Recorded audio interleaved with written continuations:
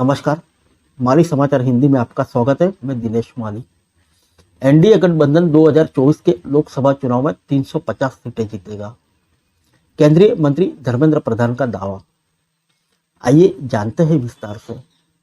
केंद्रीय शिक्षा मंत्री धर्मेंद्र प्रधान ने दावा किया है कि भाजपा के नेतृत्व वाला एनडीए गठबंधन 2024 के लोकसभा चुनाव में 300 से अधिक सीटें हासिल करेगा और प्रधानमंत्री नरेंद्र मोदी के नेतृत्व में केंद्र की सत्ता में वापसी करेगा। प्रधान ने यह भी कहा कि भाजपा अगले साल उड़ीसा में सरकार बनाएगी, लेकिन उन्होंने यह बात से इनकार कर दिया कि यहां पार्टी का चेहरा कौन होगा।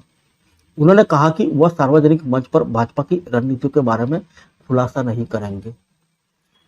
प्रधान ने शनिवार को उड़ीसा साहित्य महोत्सव के एक सत्र में कहा कि भगवा पार्टी ने चुनाव से पहले के मुख्यमंत्री पद के चेहरे की घोषणा किए बिना महाराष्ट्र, हरियाणा और अन्य स्थानों पर चुनाव जीते हैं।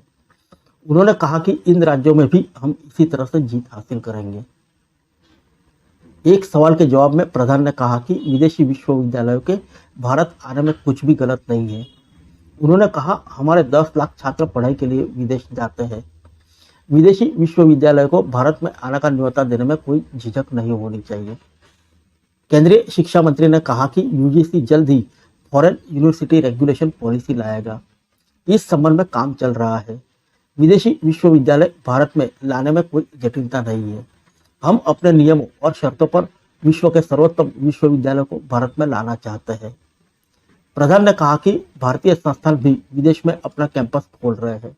जैसे आईआईटी चेन्नई ने अफ्रीका के तंजानिया में अपनी शाखा खोली है और आईआईटी दिल्ली संयुक्त अरब अमीरात के अबू धाबी में कैंपस खोलने जा रहा है।